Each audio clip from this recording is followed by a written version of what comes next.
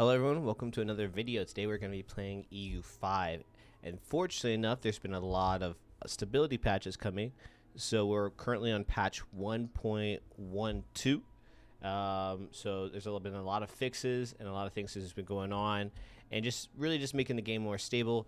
And while playing Muscovy, right, it's a race. To me, every time I've learned the game, it's been through Muscovies or through Spain. I've been trying Brandenburg, still not playable. Through here, I was able to learn the economy, how to play the game, and really, it's just all about consolidating your power, right? So you have the culture group of the Muscovite, right? And in order to get more levies, you gotta get rid of the ones that currently have your pops. Now, I usually play Muscovy with a high antagonism and just like try to teeter the lines of of aggressive expansion and building up your capital, right? Fortunately enough, you have a really good start. I feel like it's better to go hard in the beginning, so it's easier to build up, right? The only thing you got to do is worry about whenever you convert them to your either religion or culture group, right? That's when, if you're not strong enough in your center, where they will revolt against you, right? As well as if you don't really have enough decentralized, I feel like you have to get like at least above 50% decentralization, just because of the loyalty to subjects, right? It's kind of discussing how broken it is, which you can get loyalty to the subjects. The speed of annexation, we don't really care about that. We just want more, right? I noticed that set up your rivals against people who don't bother you that much is probably the best thing to do. So right now, Sweden, just because we're Russian. Come on now, come on. We're Muscovite. It's a must. You have to. And then something that's like close by that doesn't really get in our way, like yeah, and then just some smaller minor powers that probably will disappear after a while, hopefully. Now we have this new event, right, where we can either have the Golden Horde trust us, right, but every member in the Tartar York doesn't like us, and it proves to me that every single time I play, it's just endure the hardship. It's just better. This is better, even though like if they don't like us, they don't like us. It's whatever, right? And the first thing to do because of that, since we don't lose relations, is we can get a free vassal, right, on our border. All right, and now we have enough diplomatic reputation and opinion with the Principality of Murom to vassalize them. So I'm going to go ahead and propose this, and we basically get a free vassal. Unfortunately, he didn't last long, as I thought before. He usually dies within the first couple of years at 48, and our son takes over. Unfortunately enough, that really does sting. And since they broke out of the Union, we basically get a free Casus Belli, right? And that free Casus Belli is a claims, so it is basically a minus 25% to aggressive expansion, and it's one that I usually will take. Now, though, let's see at his subjects. It's just the regular subjects that he has. It's not that much, and he doesn't really have any allies, which is the best. So if we just declare war, yeah, we just basically beat them 10-1, which is not bad at all. It's a little stab hit because we have they like us, but it's all good. And the best part about it, it has that one mechanic where you can raise all levies here. I love it. I love that mechanic. It's my favorite. And now we can just run them down. All right, we're running up on these guys. Prosperity got decreased, but we ran up on these guys as they're running through the Russian winter in late February, where it's looking like. So it's still a little cold, and the flanks were out here absolutely crushing them, taking 0 damage. Come on. Yeah, it's just being a slaughter. It's just being a slaughter.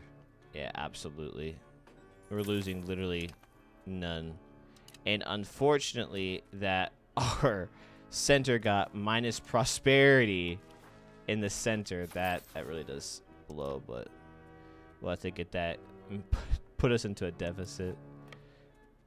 All right, and we already have the war goal, so it's a lot worth just holding on to it because we get attacker ticking bonus, I believe, right? All right, we find another conflict, taking literally no casualties. We basically just conquered more territory and pushed out and basically stack wiped their entire army. They only have 22 troops. And we basically want to get what belongs to us, as well as a couple of provinces from them. War rips are pretty good, as well as 50 ducats, which is also really good. And aggressive expansion, I really don't care. Another vassal have changed with the Horizons, and they're going to be annexing their other one, which is really good. I usually struggle getting the ones that are closest to the Golden Horde to basically be my vassals and just chill out for a second. But let's currently dissect them, make more subjects. I don't really have anybody in my cabinet. Yeah, I don't really have anybody, so I'm just going to make them fiefdoms. Only usually give them 2 provinces because they only have 2 cabinet members. So whenever you give them 2 provinces, and they can actually integrate them all, and they can actually build up the country, right, their own place, they have to integrate them first, right? So the integration level is literally nothing over there. It is the new age of Renaissance, right? And obviously here, I feel like there's no use to explaining this if you guys watched EU5 content before. If not, well, basically, garbage, and the only thing that's worth taking is literally admin focus because of proximity decosts. Unless you're having a very aggro playthrough. But all lo and behold, with the new EU5, if you have a strong economy, you have a strong military. And it speaks truth, right? We got our next parliament. So let's see what we got here. Promote integration process. That's actually pretty huge. That helps us integrate everything really quickly. This is probably one of the best parliament actions whenever you have integrated promises too. Let's see if we get aristocratic support. Nice. And nice. Casus Belli. Now, I've been looking at a lot of these locations, and some of them and their alliances are a little bit difficult. With the Rose Grove, they just added like a couple more alliances, but they include our union members. I kind of don't want to start a fight with them because obviously they have subject that they can annex. If I just wait long enough, I could also annex them diplomatically with the union policies. It might take forever. It might not, just depending how it is. But I want to expand more locally. And more locally, that means it within my culture group.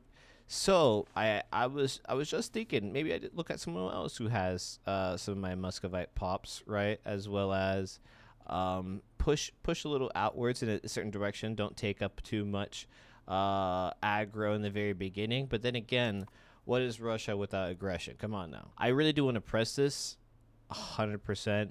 And I think, you know what? I might as well. I might as well fabricate Casus Belli, and I want this location right here. I want that one. War starts. I'm gonna have to play it on definitely a lower speed. I just realized I lost my dynasty. Is it because as soon as I pressed it, I broke the union, and so since I broke the union, even though my leader was in the Vladimir, so don't tell me he is. What's going on? So if this guy has a son, which I don't know why. I have zero clue why Grand Prince Simon, he never has a son. He never has a son like before he's 30. And I don't know why that is. It just is, right? And this guy is he's like in his 40s, she's in her 30s, so they're definitely not going to be producing anything. Yeah, she's a little bored. Okay, so hopefully I will get my dynasty back after this war. That's pretty garbage. Not gonna say I'm gonna say myself. That's pretty garbage. That is really garbage. It is the beginning. I'm middle of this war, about to be finished with it after this brief conquest. Is very quick. Nothing really important, but the Black Death has just spawned. I don't have enough for for a hospital. So, by the time it gets here, hopefully we do have enough money. And we just finished basically a big part of this war, right? That's absolutely wild. So I lost my dynasty by doing that. Do know, you will lose your dynasty if you ever do this, what I'm doing. At this point, I don't care. Obviously, the Black Death is here. And honestly, I just let it fester. I let it cook. Because, like, it's still going to spread over here. The wave hasn't come through yet. So usually it goes away, and I don't want to spend stability doing anything. I don't know how this guy, he had no daughter, and then it suddenly spawns in with a 22-year-old daughter. Clearly, there's some bugs wrong with this. Boom. And that is the end of the war. All right. Have my levies go down. It's perfectly fine. And let's just get through the Black Death. I wonder if there's a way to kill my character to give the back to... There's no way to do so. There's no way to do so whatsoever. Only if I went back in time and like maybe had them become like a fiefdom, even if that. But spaghetti code, I guess. When I said bug fixes, I meant more like bug band-aids, I guess. Now that the plague has finally spread to our capital, it's time to close it off. Let's see. Segregate infected, peasant scapegoats, and then... You know what? I usually move my court into hiding because I want to keep my dynasty. I hope it die. Yeah, I'm still upset about that. Don't know how. Still upset with it. That my leader would choose a marriage union over the actual country itself. At this point, hey man, you deserve to get ousted. All right, they chose to side with their allies when they know that they belong to us. Shaking my head. All right, now is the time for for pain. Now's the time for pain and suffering, right? Because now we have the thing of the Kremlin, right? The Kremlin is fairly good, right? A hostile attrition, garrison size, fort defense, local prosperity, right? And generally, it's really good. It is really good that you get this, right? It's only painful is because we're gonna go into debt, baby. Let's go. Just leave already. Stop coming back. Jesus. What more do you want from me? I'm sorry, I've been a bad boy. And we're also changing up some laws here. We got to cast a spell on Tiver.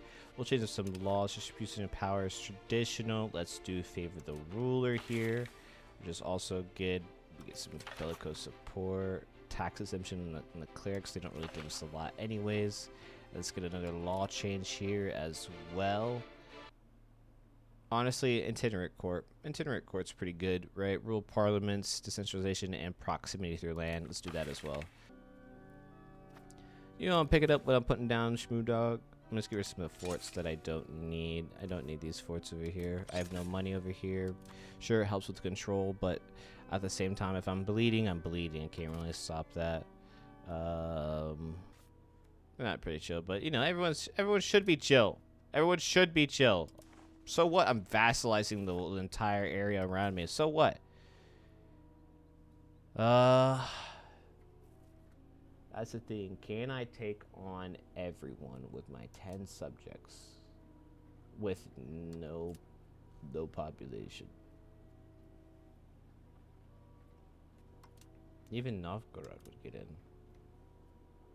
But they only have 500 levies. We're the only one that survived with a decent amount of levies, too. Even though people don't like us, it's fine. I am going to go into a more of a deficit here, I think, which is okay because what I'm going to do, right, steal money from the enemies. That's what I need to do. Oh, no. I got so many. Oh my God! Now this is a war. So fortunately enough in this war, right? We are winning, quote unquote, thanks to the vassals. They're actually doing their part. Finally, after so long, After so long, the war is over. I've never. That's been more mentally taxing than that. Well, one, no, it wasn't that hard, right? But we finally, one by one, pushed them all out. Finally. And then there is a rebellion within our lands. I'm going to let my vassals take care of it. I can't be bothered. The war took so long that another parliament was ready. And I didn't call it. I was letting that one sit, too. I was letting that one sit. And there's been so many rebellions in the Horde. And so far, from getting our Kremlin and everything else, we are almost there paying off our debt. And who knew all it took was a vassalization of the entirety of Eastern Europe. Oh man, it hurt. Ow! It's worth though. A worthy cause. We get more arts and more cultural influence. And you know what? What's a little bit more debt, huh? What's a little bit more debt? Here is one of those parliaments where I just got extremely lucky with the things, and I got the Holy Synod, which is more religious influence, and I was able to get some more changes in the laws, like the minting law, where the burghers controls, because I want to push towards capital economy, as well as the levy obligations, right? It's awesome. And then I changed another thing. I think it was the de jure. This is voice over void, if you couldn't tell. But yeah, I was extremely lucky there just to continue to do this over and over again. Now that we've explored our domain a bit by diplo-vassalizing maybe one vassal and like culture converting a couple other ones, building up our economy, we're now going to be spreading our claims yet again. I basically given up on the idea of trying to restore my dynasty, so I'm just going to destroy the, they chose the left. So I'm going to make sure I make it extinct, So we're going to war. We're going to war, right? The Rushovich dynasty. Yep. It was stolen from me. And now it must be destroyed. Obviously, here we declare war. It has some allies, some other people that still don't like us, so they're going to join us because they're rivals. But there's a parliament that happened last. I asked for extra levies, so we get extra levies plus our vassals. Most of them are still loyal because I haven't been. I only do it. Let's see, 2 of them are converting their provinces to Muscovite, which is really good. And then I'm eventually going to be pushing more and more. I want to stagger it, like see how every 10%. I like to choose the ones that are on the border of the Muscovite population, so they're more influenced of converting and they're right next to us. It's just the numbers game. But right now we don't need new numbers. We can just go to war. Focus on taking out a couple of people here and there. Whoever has a smallest armies, obviously. The Republic of Volensky Novgorod, as well as Smolensk, Kiev. I really gotta take out Kiev. They're making me upset. I just don't like them. Every time I play Muscovy, they always get in the way. So obviously, I'm gonna rely on my vassals to take territory while I hunt down their armies. Let's see. Smolensk and Kiev have the biggest, so I'm going to put my main forces down here just so we can have a better chance to stack wipe them. Our vassals are currently fighting. Alright, they beat the Smolensk troops. That's nice. Alright. Looks like they're reconvening with another army. Well, we're going to stack wipe there you go. The rest of the Smolensk army. And then and the Kievian army were fighting. Decent losses on each side. They retreated. So obviously Smolensk completely stacked wipe, which is good. And my vassals are currently getting the war goal, as well as looks like they beat the Republic of Volensky Novgorod. They did do some damage. They're 300 less than what they began with, and these troops are currently here fighting in Smolensk to take that area. Looks like Lithuania is having a good game. The Lithuanian order is being absolutely smashed. Looks like the Teutons are gone. No, they're about to be gone. Poland's big. Yeah. So far, the Ottomans are Ottomaning. The Kyrmenids are beating the Ottomans. Yikes. Time to hunt them down. Go, my troops. Go, go. Go, go. Fight. Fight. So far, not many good rolls. We are not having any good rolls whatsoever. Yeah, they eventually retreated, but we took more losses than we should have. All right, we eventually just wiped out all of the rival armies. All of them. Was a challenge indeed, but obviously when you ask for extra levies, it's pretty easy to accomplish. All right, we eventually completed another war. It took some time. We took a little bit from Kiev, a little bit from Smolensk, and then a little bit from the Republic of Volensky Novgorod, and then Novinska Novgorod we completely annexed because we have too much antagonism towards them. So eventually that. We do have some patriots on the way. They don't like me. I'm gonna see if I can create a couple more subjects. I'm on like my limit, so I do need to annex a couple of them. I want to start annexation of Vladimir. Yeah, he's taken a lot. If I look into my diplomatic capacity, yeah, Vladimir vassal is almost 2. As a couple of them are a bit more as well, so I need to get rid of these guys. The reason for it is probably because their tax base is just gotten 17 ducats tax base. That's probably why. The richer they are, the more it takes to basically have them under your thumb. This is the Golden Horde basically collapsed. I thought this was a rebellion just been going for a while.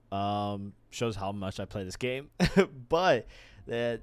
It seems like there was a breakaway horde from the Golden Horde. They're independent. They're also in a war too. And they have no regulars, which is the best part. Now, the Golden Horde is in a couple of wars with Kiev, with a whole bunch of other people, but their capital has moved. I don't know where their capital is. It's probably back here. In like Central Asia. I won't be able to find it unless I steal some maps, which I've been stealing maps so I can see all of Saudi Arabia and North Egypt, right? And all the way up here as well. This is because every war I've been, if I can steal a map, I steal a map just because it's honestly a godsend. But we got a claim, and we're building a castability against Perm. And then next parliament, we're going to go back to war with Volensky Novgorod. I've been trying to still, annex a couple more vassals. I only have one going at a time just because of I don't want to get that debuff when you're trying to annex multiple things at a time.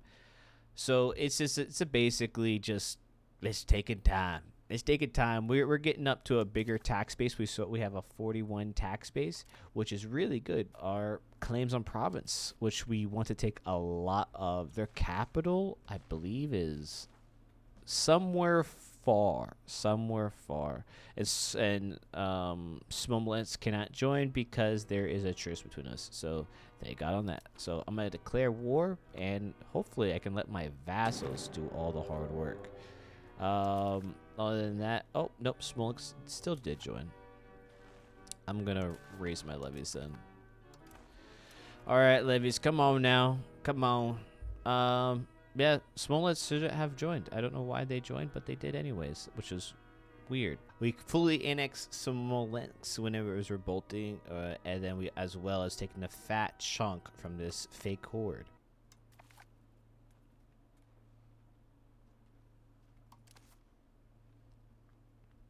Since after our little war with Perm and taking most of it and stealing its maps, I'll be basically going back to war with it again once our truce is up, to just stealing more and more of its maps. The Golden Horde exploded. The Golden Horde is no longer golden or hordish. It's spaghetti. So now, after conquering more lands, I have a good casus belli from one of my state or from an event to claim land due to the Golden Horde exploding. I'm eventually looking my sights towards Kiev since I have a casus belli of follow through on threat from one of my vassals. Since this one has claims, I clicked the wrong thing. This one has claims in the Kievian areas, so I'm gonna ruin them early. I have to at this point. So I'm gonna declare war on them and basically get another one started and on the way. Obviously, there's more coming in, like was Wittelsbach, Volmia, the Hansa, and its 3 subjects of Lübeck, Bremen, and Hamburg. Don't know why they're there, but they are there. You know, this granny of a queen won't die. It's actually kind of phenomenal that she's still kicking. And here I was, like, upset at her for doing her job. And it's crazy. It's crazy. She's doing more work than my other campaigns. Well, like, if I see all her crazy stats, she is well connected, which is crazy, right? She is pious. She is careful.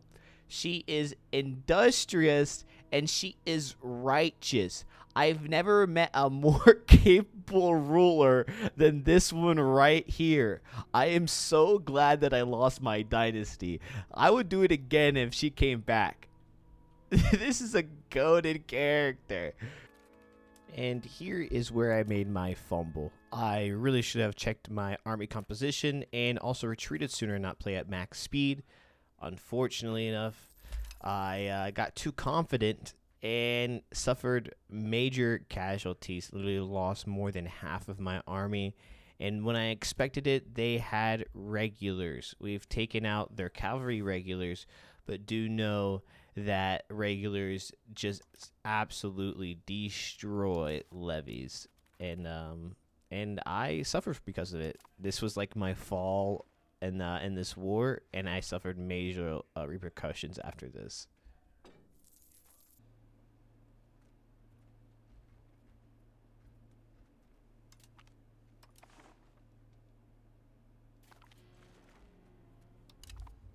Unfortunately, I have succumbed to complacency. My troops have died. It was a well-fought battle between the hordes of, honestly, stupidity of my levies and a lot other stuff. So Kiev basically just stack wiped all of my minions when they were still in their early stages, right? They just ran around, did absolutely nothing, and proceeded to get stack wiped over and over and over again. And so, though it was annoying, yes, it wasn't the end of the world, right? Obviously, not the best, just not the end of the world. So basically, I have to let my troops recover, let some of my manpower get better, and basically, recuperate. So we finally embraced the institution of getting professional armies. I'm kind of delaying it. I was delaying it to a point because my stability game was pretty weak. But we finally got it. What I wanted to do is get armories. Armories will help our manpower, and get gunsmiths and cannon makers and heavy cavalry.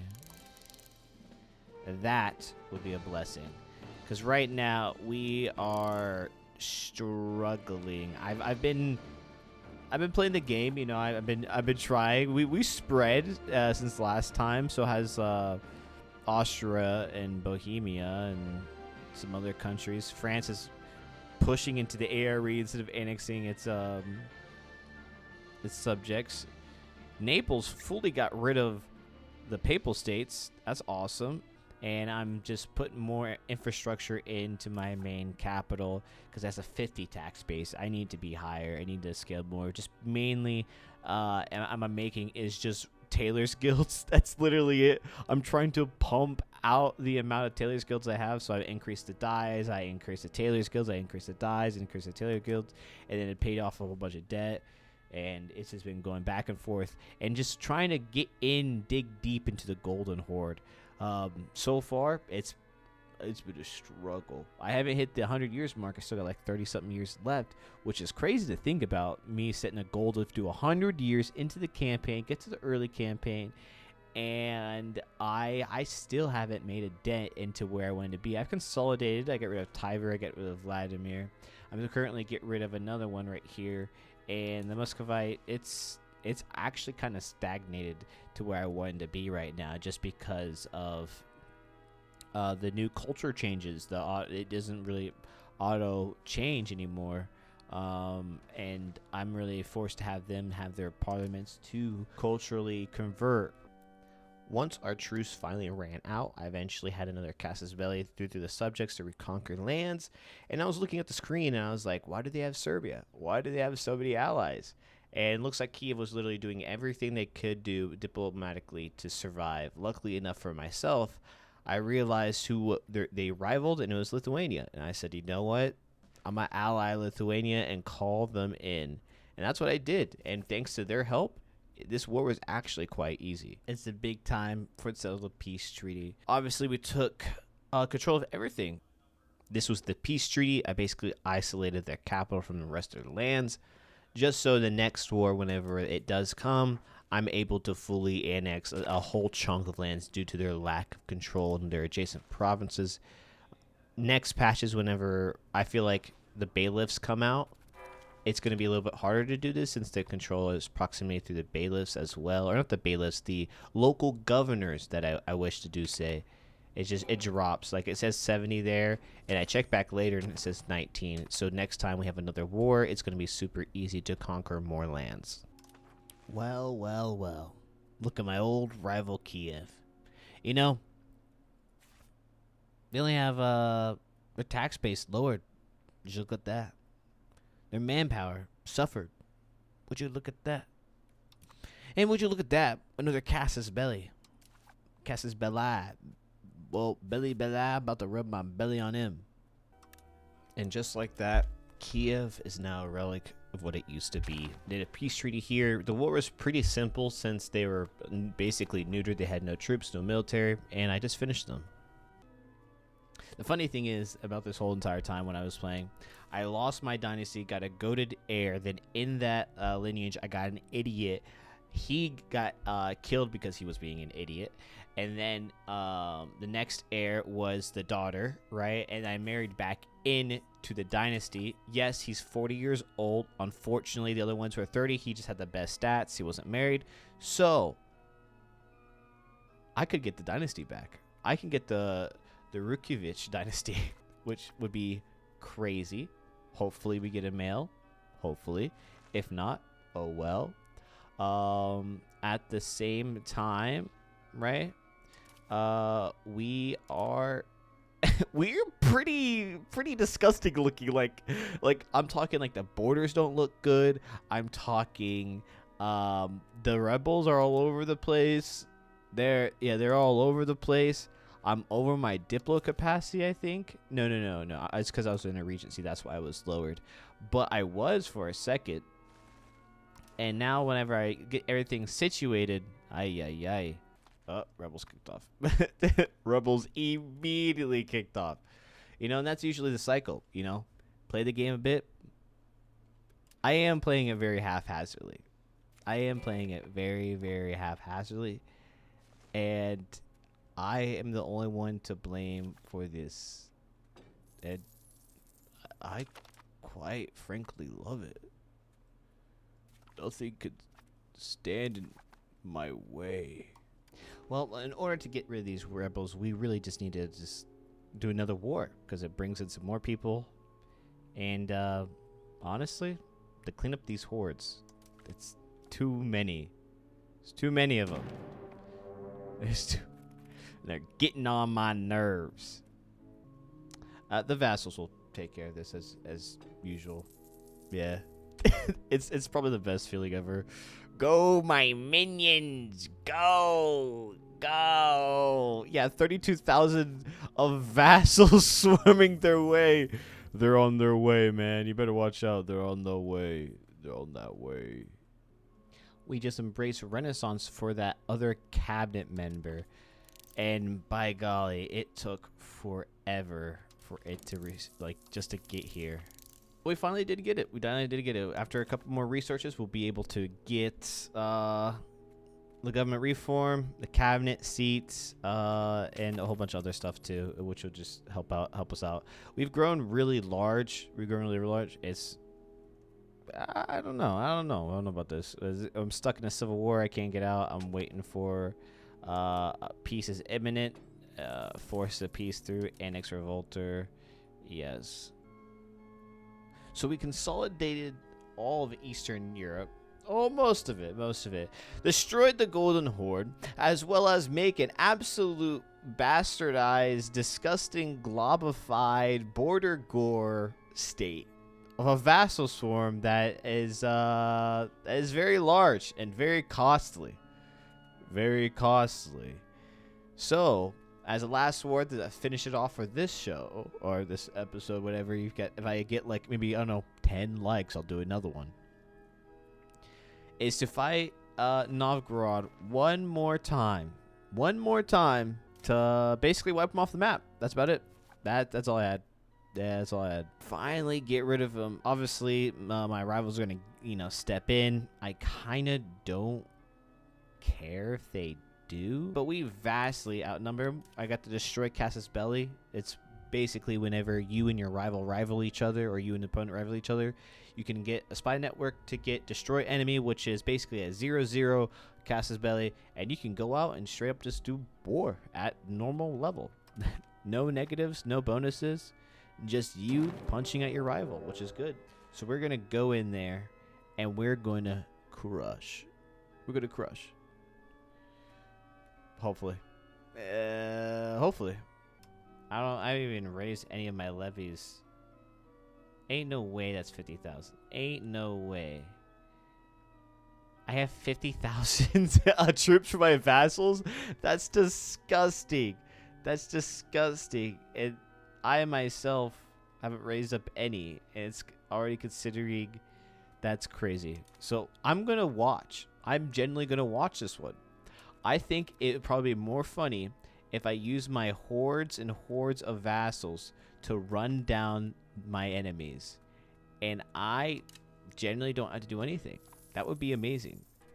After absolutely stomping all the Kiev troops and the Volmia troops, I saw the Hansa, and Hansa, I believe, is a building-based country, and it's definitely not a population-based country, but I finally saw them, and just neurons in my head were activated to run them down, right? Because every campaign that I play, every campaign I do in Europe, Western Europe, or Eastern Europe, the Hansa is there to make sure they're in every war that I do. And it always annoys me because no matter how many things I kick out, no matter how many times I block them, they're still there. I want to get rid of them. You can't get any war score against them because they're a building-based country, so they have no troops. So when they finally have troops, I felt so happy inside. It was amazing. Hopefully, I actually learn how to get rid of them. There's little flies on the wall that I can't reach with the fly swatter, so you got to bring out the 22 and pray that you miss. That'd make no sense. Here is where I pieced out Kiev. I basically took a lot of their lands, their capital as well, since I won it, and now they're just a small little nugget on the ground. I am so happy that this campaign was really fun. Even though it was chaos all the time. There's war all the time. I really enjoyed it. And Kiev is one of those mid-tier bosses before I push my way all the way to France, because Big Rush is coming. After I, vassalize my homunculus. Look at them blob everywhere. Look at that. Like when I'm like looking about the peace out Volensky Novgorod, I that's 10k vassals. Though it was a pain because it cost so much over this campaign just to vassalize literally everything. I wanted to eat it up before they like also ate it up themselves, and then I'd have too many big rivals around me. So basically, yeah, see 22, around 20 something diplomatic spending right there when you saw it. It's crazy what you can do as Muscovy in Eastern Europe, or basically any power in Eastern Europe. Muscovy is just the strongest one. And just like that, we've accomplished our goal and much more, taking out a lot of rivals in our way and converting provinces along to the Muscovy. But we do be struggling here and there, obviously. But the best thing is we have a lot more diplo capacity to make more subjects. I can't wait. Woo, yeah, yippee, yippee, yippee, yippee. All right, everyone, thank you all for watching. Let's take it to the end. This is the first for me. I'm actually doing something different other than, you know, League, that little sloppy content. I'm going to be editing this a little bit more, and you guys are going to be seeing it. Hopefully you guys enjoyed it. It's a new style, new thing. I'm taking this a little bit more seriously because I want to, you know, money. Nah, it's money. That's the reason why. I want money. Come on. Come on, YouTube. Give it. So yeah, we basically, this is us. We are, as in big on the map, we are big on the map. Now, as rich, not as rich, right? Unfortunately, we have a lot of vassals, over 50 vassals. And with that being said, it takes a lot of money, 26 ducats, right? It's a lot. It's a lot. And if you look at over here, our tax base is 148. The French is 500. Bohemia is 400. Austria, 181. We're beating Austria. Kingdom of Hungary, 300. Naples, 180. And Castile is almost 1,000. Castile's been killing it. They're colonizing a lot. Yep. They're in the New World already. England still hasn't consolidated the Isles yet. Iceland is free. Yeah, Iceland is free. Sweden is starting to begin to colonize. I most likely won't be able to contest them. I'm going to try to contest them and get part of this boot up here. Other than that, we are finally we're colonizing over here in the Urals to get the gold mines because we desperately need it. We desperately need the gold mines. I've been putting it off so much just because there's been so much conflict going on, conflict over conflict, and now that we've basically established our rule over here in the in Russia and the Pontic Steppe, and a little bit of Ruthenia, we will now consolidate our rule and get stronger and stronger as we just start merging things together and start diplo-vassalizing things that are our culture, right? Like, so right now, a lot of things have been like vassalized, but we didn't have enough cultural influence. Like ours is 600, theirs is 200, but we're losing some, unfortunately, but we're gaining some back. As soon as I can invest in culture, I will do so as well. But I've been converting locations and then improving relations with them over and over again to eventually get more people to, well, honestly, will like us. Well, yeah, that's basically it. To like us, actually, since they like us, they will actually promote the culture. They will actually promote the religion. Because if they're disloyal, they're disloyal. They're not gonna be. But they just don't like you. They just do it for the love of the game at that point, right? They just like, I don't like you. I'm loyal to you. Hey, you provide security, right? But don't like you. Love of the game. They basically chilling, right? But this is my Muscovy run, probably the best run I've ever had. I like the new economy, the warfare. Everything's much more impactful. I lost one war. I won. But there's been a couple of times at the beginning where it's been kind of close. Obviously, Muscovy is the best power to do this, right? Everything broke away from the Taryok very late to where Kiev is able to stop me. But I put them in their place by taking their heartlands and industrializing our economy, right? Just itself, our capital has a almost a 60 tax base, and then our two other cities that we painstakingly took so long just to get a little bit, just a tad little bit of money to make, just to start upgrading those and get those ramped up to get it going and flowing. So with improving diplomats, so I get more space for this, because I got a lot, man. I got a lot, bro. I got a lot. They are trying to take me. And there is a coalition against me, but it'll never trigger. It'll never trigger. And to leave it all off, we now have the Rushevis dynasty back as our heir again after losing it tragically, and then getting a god tier granny, the goat granny, and then getting an idiot. Then he dies because he's an idiot. And then having the daughter take over and marrying back into the family to there be the heir of a male. And it's honestly been a very fun run. I'm glad you guys enjoyed. I know I'm yapping at the very end, but I'm just so proud that I've done this and I was able to complete this disgustingly long trek, this disgustingly long thing I've done for more than 8 hours at this point. Hope you guys enjoy. Thank you for sticking to the end, and I'll catch you guys in the next one. Peace.